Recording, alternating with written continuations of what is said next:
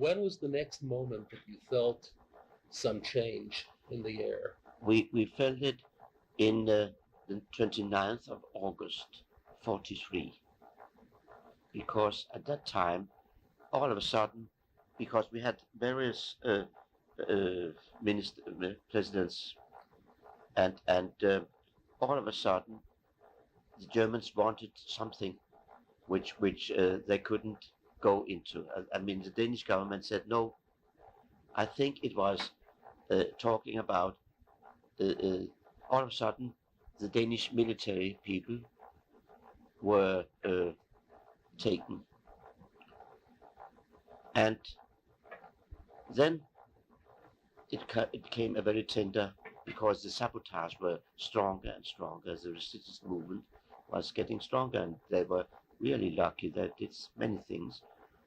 So 29th of August, the Danish government said we cannot work together with the Germans, and only the authorities, the ordinary authorities, they worked, but there were no ministers. Then the 29th of August, there was one man who tried he had until that time he tried all to try to keep in touch with Germany. He went to Berlin and talked to Hitler and things like that, but it didn't help. They set up some to they wanted a death penalty to all the resistance people, and they didn't want it in Denmark. And then they said no, we resign. And at that time, it started. We could feel something was to go.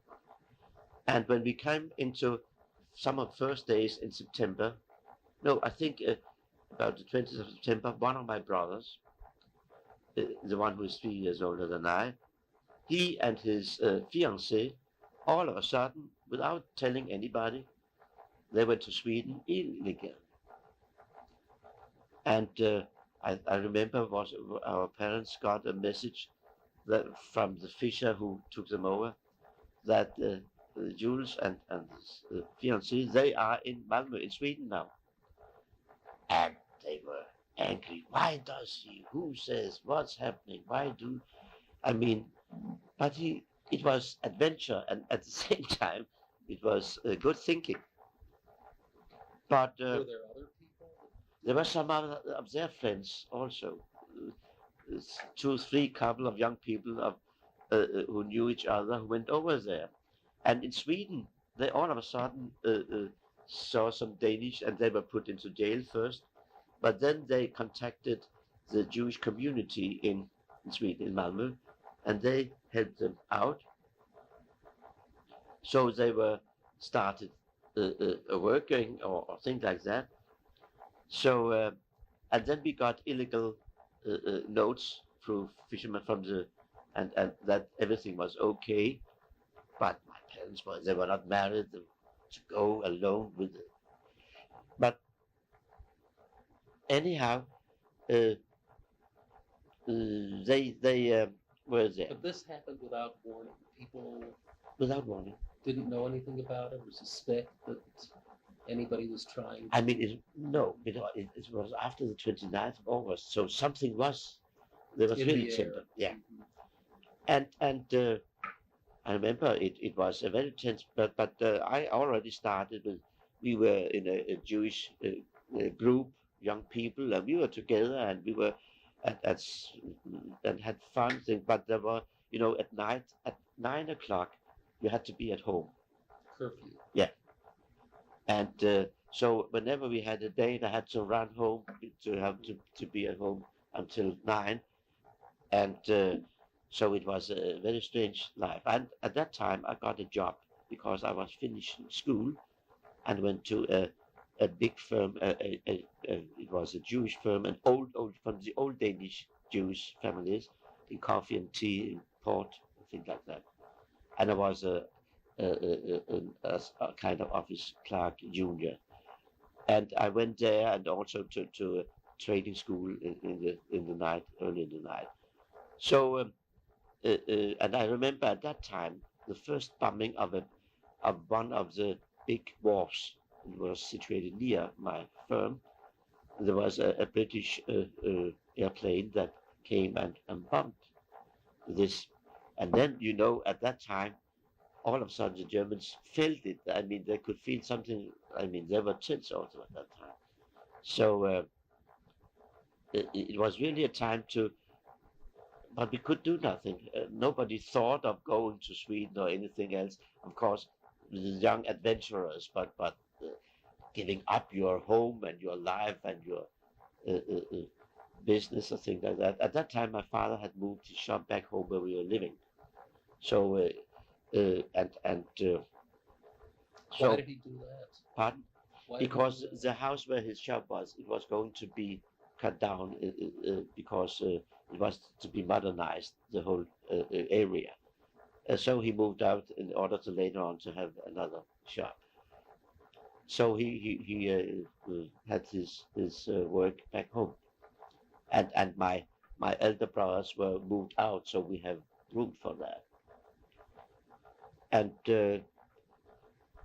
so from the 29th of August until the 1st of October, I mean, it was just a short period. Mm-hmm.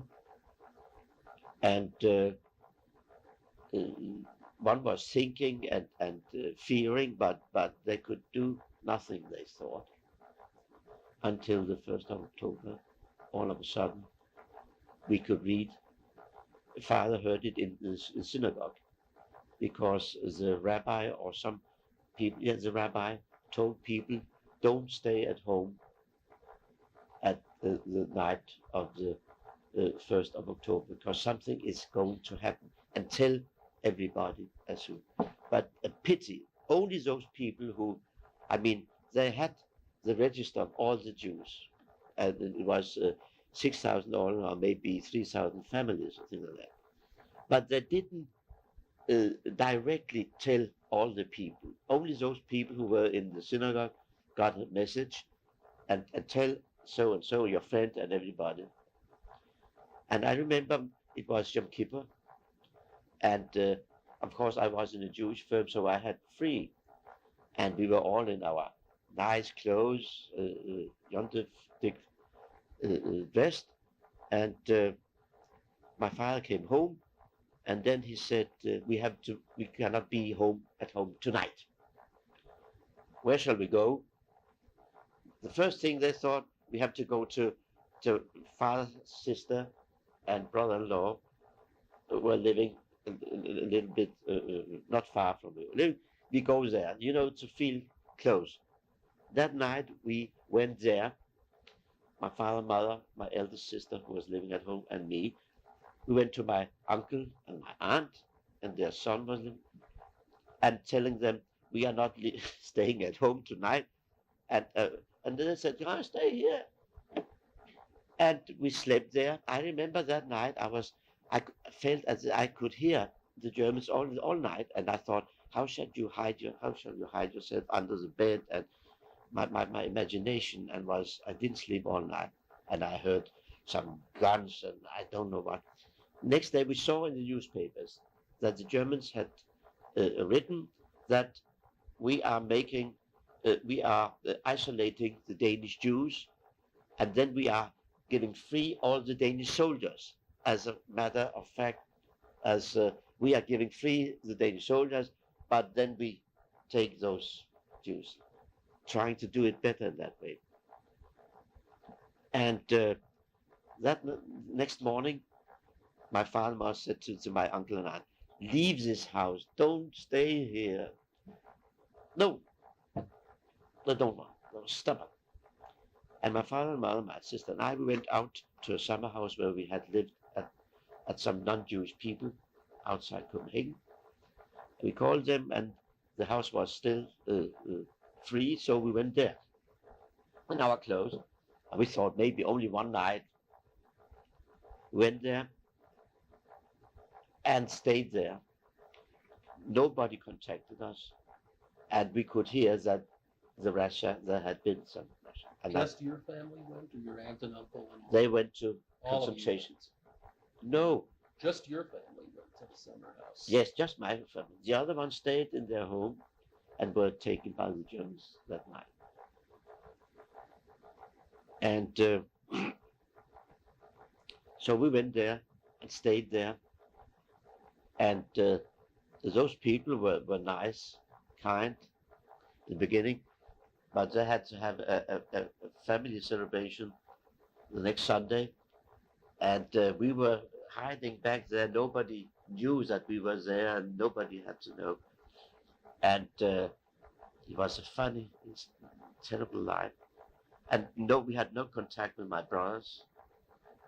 And the resistance people who, how should they be able to find us outside Copenhagen? My father had not so much money. We knew that we had to pay if we had to go somewhere, but he had not so much cash. And I had not got my pay from this firm because I used to have it the last day in the month. So all of a sudden I say, I take my bicycle and go into this firm in Copenhagen. And my parents said, yes, go. They couldn't imagine. So I took a bicycle and went into Copenhagen. And this firm was just over a bridge and near this wharf where the British has bombed.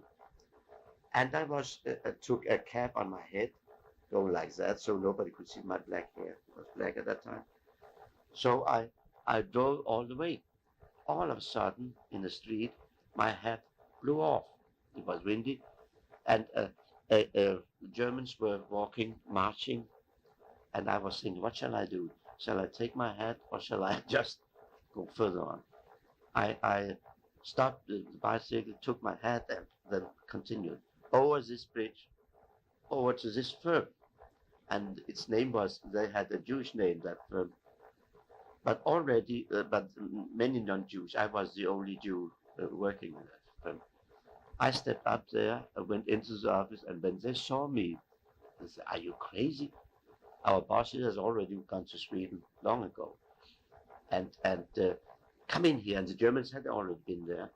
But the man who was the head now, he spoke very good German, and he said, oh, that Jew is away, and all the paintings of the old families, they were taken away, and we are the ones who own that firm. So they went in, but they gave me some money, and they ran away fast, and I took them. I got some extras and biked, and it was daylight, so I went to a friend of my sister who lives far away, and when she saw me, and she got shocked too. I had to stay there until it got a little bit darker, and then I was tempted to take a taxi out to my parents. And I remember I had my bicycle with me, and this bicycle I had to take with me on the taxi. So I tried to go in another, from where she lived, in the cellar to some other place, so nobody knew where I was coming from. And I took the bicycle and tried to open it so that I had the reason to have a taxi, but he couldn't. But the tires, I tried to. I said, I'm in this taxi, and told him where to go. Not the exact address, but somewhere near. And he drove a road I have never been before. And I was afraid because you didn't know if he was okay or not. And he took me, and I already thought, oh, he's taking me direct to the ship.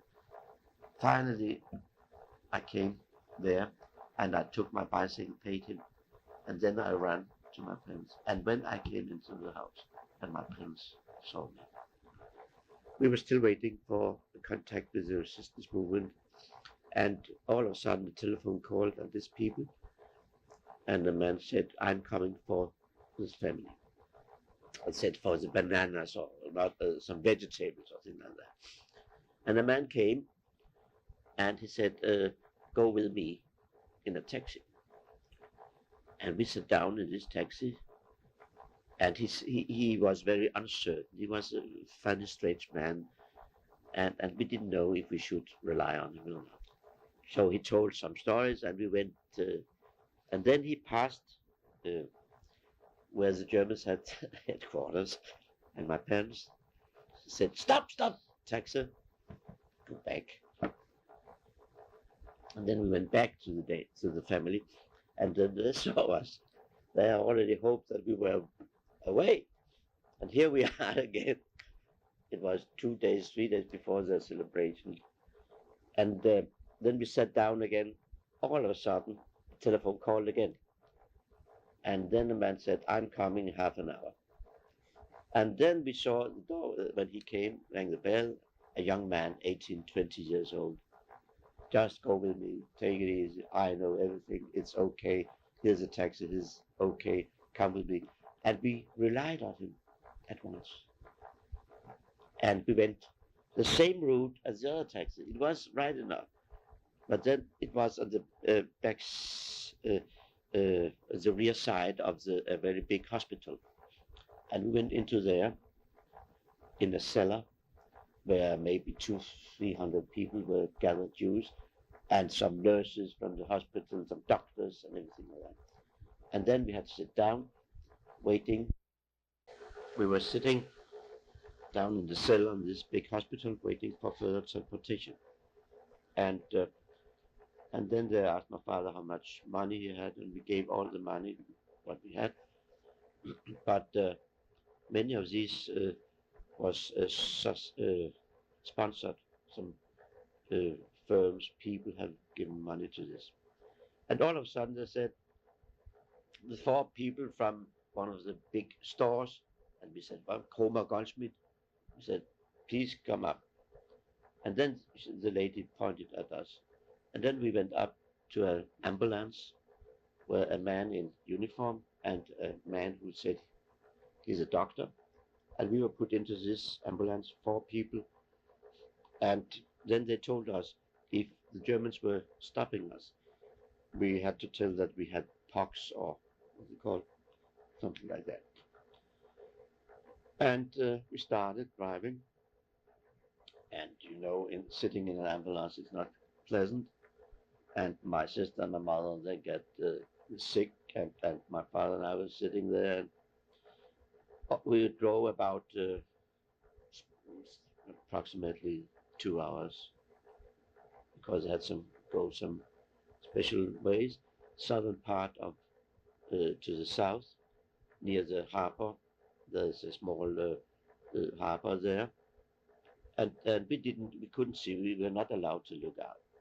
All of a sudden they stopped, and then they said, "Now get out of here and go behind the bushes."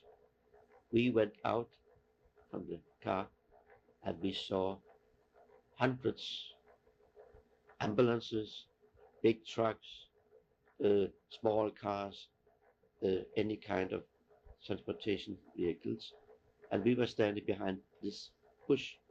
And then they said, "You'll get information when we say come out, you shall go out." We were standing there, and it was a wonderful moonlight. Then one was the night between 9th and 10th of October. And all of a sudden, after standing there 30, 40 minutes, they said, come out and run down to the beach. We came out and we saw from all the bushes people. We were 200 people at least, down to the beach. And then a rowing boat were rowing people out to 2 big stone fishers. And we was gathered there and told us to go down and stay there. And we stayed there, and then we sailed away, and it lasted maybe, it was a nice weather, and these fishing ships and stonefish, it made a noise. I think they could hear it far away. And we went out, and the captain on the ship, he said, don't be nervous, everything is okay. That's such a safe way to do it. And we were sailing. All of a sudden, he shouted, now we are on international territory, as if the Germans were, if that meant anything. But then people went up on the deck, and were sailing there, and all of a sudden we saw a Swedish navy boat coming closer, and then he shouted, "Welcome to Sweden." People were singing.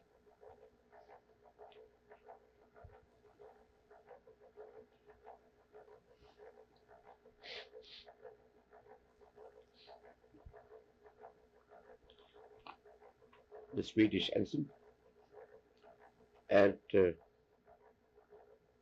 went to the beach. All this 200.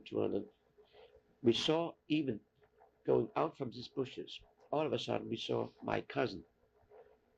She was a daughter of those my uncle and aunt who stayed there. She was there together with her daughter. Her husband and her son was taken, and she told that story. And we saw her in this crowd. And they went also over to this small harbor. And it was really fantastic organized military people, and then a big place where they served some food. My mother was kosher and we were kosher.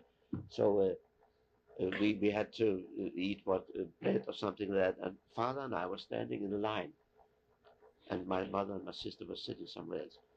All of a sudden we heard in this line about a family, my brother's parents of parents-in-law, and he was together with them. We knew that he and his wife and their newborn child. That's something that happened. They were going out in a rowing boat, and it had sunk. And we heard about that family. And my father told me, "Don't say anything to Moa or Maya. Keep quiet about that." So we took the food and we went back to the table and said Were you nothing. on the boat or on land at this time? It was on the land. And we were, and then we had the brother who went to Sweden after the 29th of August. He had sent us some illegal letter, and on the other side was written, he was in a big factory working, so it was a consul somewhere, a very fine name, and the officials in Sweden, they said, "Do you have any connection?" "Yes," we said, "we have consul this and that," and we showed him that name, and he was, "Oh, very good." And we were allowed at once to take a bus to Malmö, to the big city, in the night. And my father had a customer over there, a Jewish family he knew who had his customs made by father. And he was also the connector with my brother. So we knew we had something there. So we went there at night. We came there about 12 o'clock, 1 o'clock at night. And they were not home. The daughter was alone at home, and we were allowed to sit down and wait there. And we could ask, she knew nothing. Finally, those people came, and they said hello and welcome and things like that. "Don't be afraid. All your family are here, living at a fancy hotel," something like that. And they called them, and we went there 2, 3 o'clock. And from those various rooms, they come running down, and we were gathered. Fantastic. When they say all of your family were together, My brothers, their wives, also the brother with his wife and the child,